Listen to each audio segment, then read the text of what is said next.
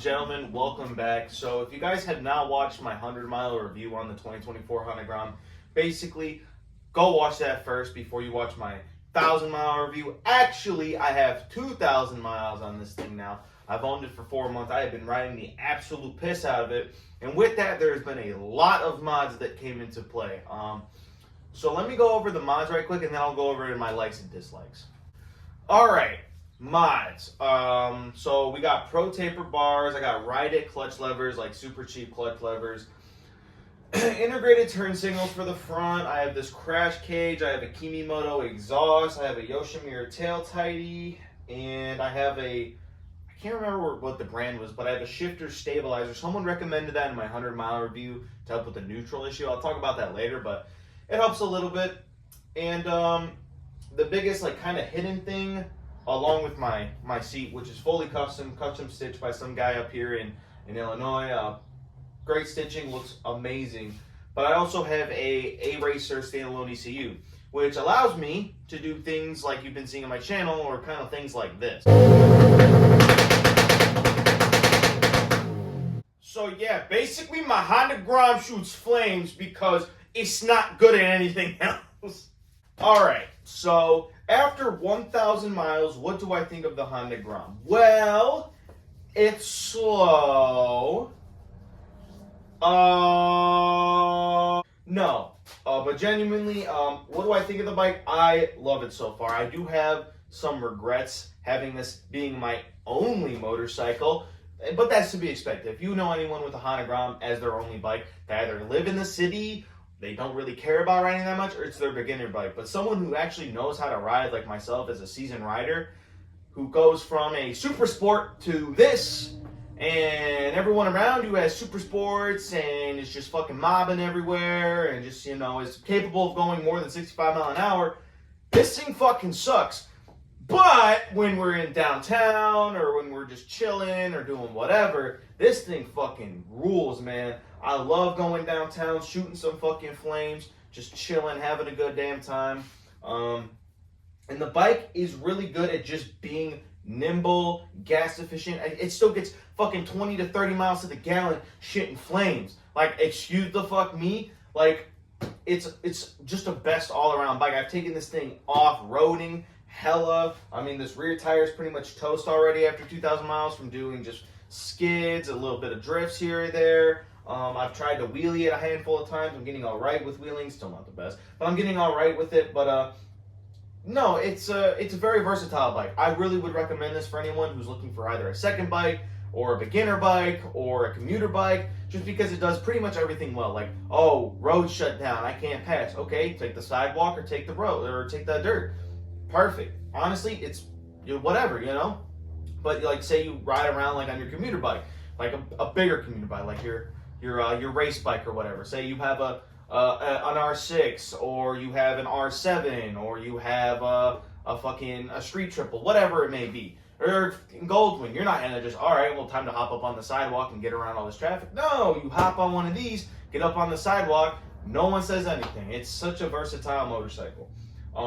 And I feel like it just is what it's supposed to be. It doesn't try and be something different. You can do whatever the flip you want to do with these things. There's a guy up there on Instagram, I'm sure you've seen him, R7 swapped his shit. There's people bag it, fucking stretch it, just put dirt bike tires on it. You can do whatever you want with this bike, as long as you're okay with it being able to do just barely the speed limit. I've taken it on the highway, in Mexico, of course, because it is not highway legal over here, where I'm at. So, it's capable of doing it, but I would not recommend it at the fuck all. And yeah, basically, if we're talking maintenance and everything, I'm already almost through a chain. That I think has to do with me just riding it a lot. We do have crazy ass winters up here from time to time up here in Illinois and up here in Chicago. So the chain got a little more rusty than I would have liked riding it around in the salt, because I was just so eager to ride. So it is what it is. The chain's running through life, but it's a $20 chain. Who cares, right? Oil. I've done 3 or 4 oil changes now, just because why not? Just have preventative maintenance. Perfect, It's, believe it or not, been dropped twice now. And you can't tell. One, I had the crash cage on, the other I didn't. And you know, it's just a versatile bike. The things I don't like about it are very minimal, but they do impact the bike in a big way. The shifter on the motorcycle is very flimsy, doesn't find the gear right all the time. You can never find neutral. And someone did recommend buying a shifter stabilizer, which I did purchase and install. And while it may help like 50% of the time, you still find yourself at a stoplight trying to find neutral. And you know, it's not the biggest deal in the world, but when you're just trying to mob around and like chill and just go downtown and everything, and you know, there's a certain light where you're like, oh, this thing takes forever, and you're just struggling there pretty much half the light is just trying to find neutral. It's a bit of a downside. Nothing like a deal breaker, but it's a big pet peeve the bike has. Other than that, that's my only issue with this motorcycle, because it doesn't pretend to be something. Like if I bought a CBR 600RR, right, and I'm like, bro, what the fuck, this thing can't do 100 miles an hour, there's like a justified reason to be upset with that motorcycle. Other than the neutral situation, there's really no reason to be upset. It does what it says it does. It doesn't try and be something different, and you can make it whatever you want. 2,000, 1,000 mile review. I'm just going to throw a 1,000 mile review because it's easier. So 1,000 mile review. If you're looking at buying a Grom for a daily driver, if you live in the suburbs or you live in a more of a rural, not urban area, I would probably try and stay clear of them.